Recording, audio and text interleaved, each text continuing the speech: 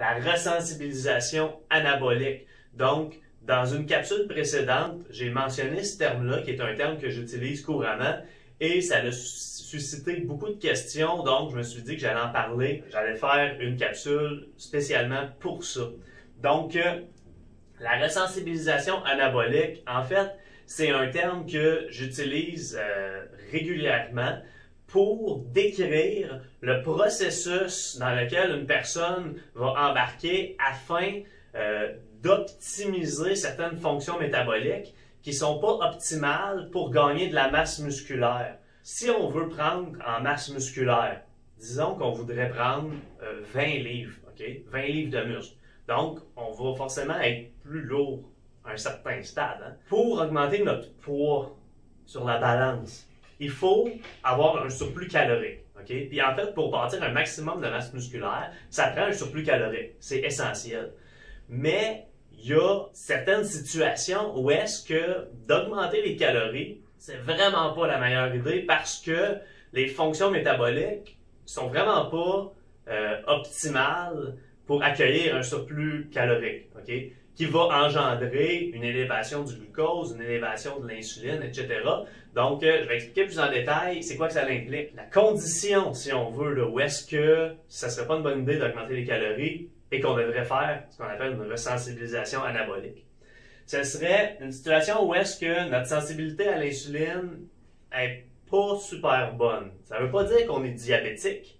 Ça veut peut-être même pas dire qu'on est encore pré-diabétique. Ça veut juste dire que c'est la direction dans laquelle notre métabolisme est en train de s'en aller. Puis, d'augmenter nos calories afin d'être en surplus énergétique, ça va juste amplifier d'autant plus ce processus-là qui est déjà entamé.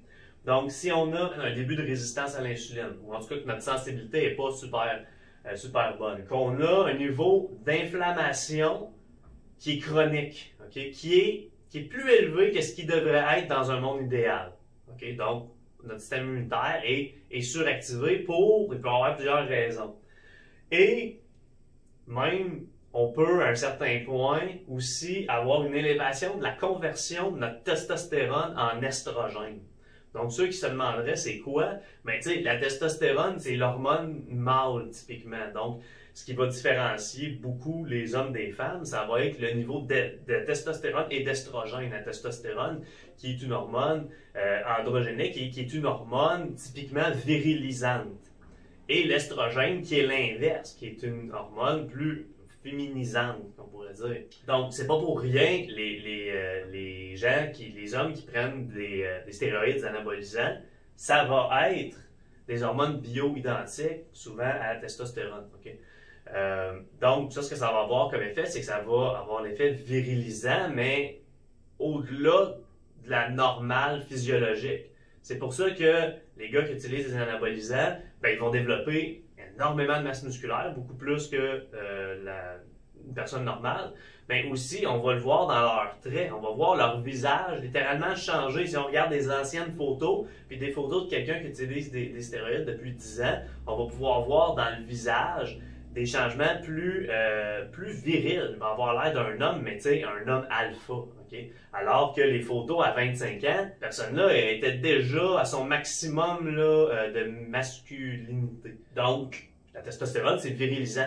Mais ça n'en prend. Si on veut construire du muscle, si on veut être en shape, ça prend de la testostérone. Okay? C'est une des raisons pourquoi que les femmes ne peuvent pas bâtir autant de masse musculaire que les hommes, parce qu'ils ont des niveaux de testostérone qui sont extrêmement bas. Mais ce qui est normal pour elles. Mais ce qui arrive, c'est qu'à un certain stade, on peut augmenter la conversion de notre testostérone en estrogène parce qu'une partie de l'estrogène est produite de cette façon-là. Là, une condition où est-ce qu'on aurait beaucoup d'inflammation chronique, peut-être qu'on aurait un taux de gras trop élevé, on peut tomber dans des carences nutritionnelles aussi, puis d'autres facteurs, mais il y a plusieurs facteurs qui peuvent faire en sorte que ça va élever davantage cette conversion-là. Ce qui va vouloir dire que, en fait, on n'est pas autant un homme qu'on devrait l'être, puis on est plus une femme que ce qu'on devrait être. Donc, quelqu'un qui veut bâtir de la masse musculaire et qui est dans cette situation-là, c'est vraiment pas dans une bonne situation. Là, comment on fait pour savoir si on se trouve à être dans une situation où est-ce qu'on aurait besoin de faire ça? Ben là, c'est sûr qu'on pourrait aller faire des tests médicaux. Donc, par exemple, aller tester l'hémoglobine glyquée serait un bon indicateur à savoir si on a une bonne sensibilité à l'insuline. Ou sinon, encore mieux, de faire directement un test de tolérance au glucose, où est-ce qu'on va aller consommer une bonne quantité de glucose pur complètement à jeun, puis là, on va se faire mesurer notre glycémie à plusieurs points à partir de ce moment-là. Puis là, on va être capable de voir comment que le métabolisme du glucose se fait, s'il se fait efficacement. Donc, ces tests-là vont nous aider beaucoup à savoir si ça va bien.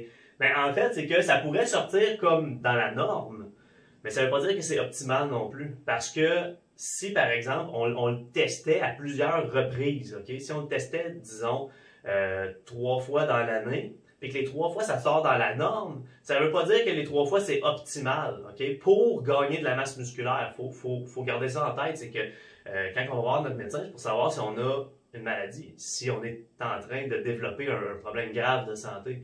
Donc, il y a une grosse différence entre performance optimale versus performance minimale et juste ne pas être malade, d'accord? Idéalement, c'est que ces tests-là, il faudrait faire des comparatifs, ok? Ou sinon, utiliser les normes de la médecine fonctionnelle qui établit des normes optimales. Mais ça, c'est plus compliqué à se procurer. Ensuite, la rétention d'eau.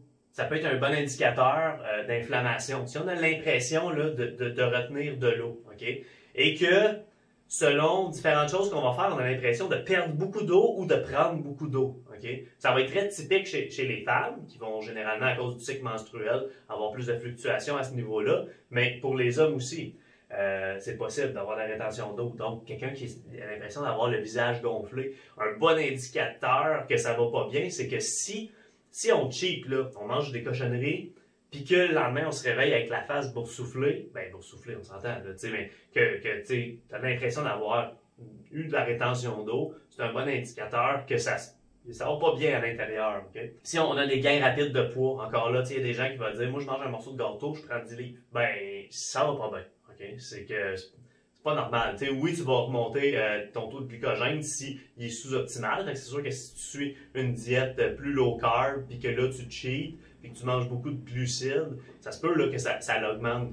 Mais il y a des gens qui vont même pas suivre une diète low carb, même pas en déficit calorique, puis quelqu'un qui mange des aliments peut-être plus inflammatoires, ils vont faire la rétention d'eau au bout. Fait que ça veut dire que ça va pas bien là, à ce niveau-là, probablement. Un autre indicateur, ça serait quelqu'un qui a beaucoup de gros tours des pectoraux pour les hommes. Ça peut être un signe, justement, là, de problème d'estrogène. Plusieurs de ces façons de savoir-là, ce seraient des tests médicaux, ce qui est un peu compliqué à faire, mais moi, typiquement, ce que je vais utiliser, qui est quand même aussi très précis, ok, ça va être de faire une analyse des symptômes. Ok, est-ce que la personne a différents symptômes? Fait que ça peut être des symptômes gastro-intestinaux, des symptômes, juste regarder les photos, souvent on va le voir, l'inflammation. Et une analyse de l'hygiène de vie. Parce que souvent, si on regarde l'hygiène de vie de la personne, il y a des situations où est-ce que c'est certain. C'est certain que ça va pas bien. Ben même si ça va pas bien, c'est certain que c'est la direction dans laquelle on s'en va avec cette hygiène de vie-là.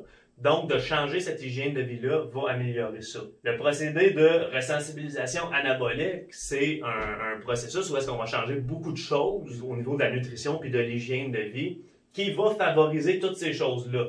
Mais typiquement, ce qui va arriver dans ce processus-là, c'est qu'on ne devrait pas voir le poids augmenter. Okay? Parce que, par exemple, si on a une résistance à l'insuline et que notre poids augmente, c'est presque assuré que c'est du gras ou de la rétention d'eau. Donc, si on pense être ici, d'augmenter les calories en surplus calorique, même si notre objectif, c'est de prendre un maximum de masse musculaire, c'est une très mauvaise idée. Puis je dirais qu'environ avec là, 80% des clients qui me contactent, la grande majorité de ces gens-là veulent prendre de la masse musculaire. Okay? C'est leur but premier. Ils veulent devenir gros, ils veulent devenir forts.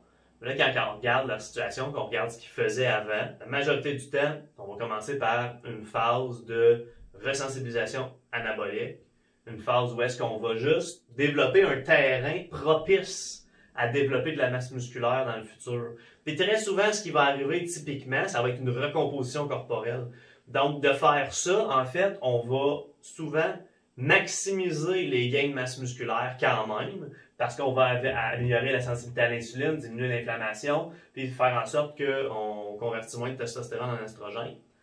Donc, simplement de faire ça, ça va maximiser le potentiel de gain de masse musculaire, mais en même temps, la personne va perdre souvent beaucoup d'eau causée par l'inflammation, de rétention d'eau causée par l'inflammation, et du gras simplement inutile que la personne n'a pas de besoin. Donc, typiquement, ce qui va se passer dans ces phases-là, c'est un gros changement de la composition corporelle. Donc, le poids sur la balance va souvent rester sensiblement pareil. Souvent, il va baisser même un petit peu. Il y a des cas où est-ce qu'il va même augmenter. Ça, c'est plus rare. Ça va être plus pour des gens qui n'ont pas vraiment d'expérience en musculation. Mais très souvent, ça va rester pareil ou ça va baisser. Mais visuellement, la personne va avoir l'air d'avoir pris 10 livres de masse. Simplement parce que, en fait, elle a pris bel et bien de la masse musculaire, mais il n'y a plus de rétention d'eau qui va cacher ça. Il va y avoir moins de gras inutile qui va cacher tout ça. Donc, augmenter les calories au-delà du surplus calorique si on n'est pas optimal pour gagner de la masse musculaire. C'est une très mauvaise idée. L'idéal, ce serait de faire une resensibilisation anabolique. Donc, merci beaucoup de votre écoute. S'il vous plaît, partagez mes vidéos. Ça m'aide grandement pour la visibilité.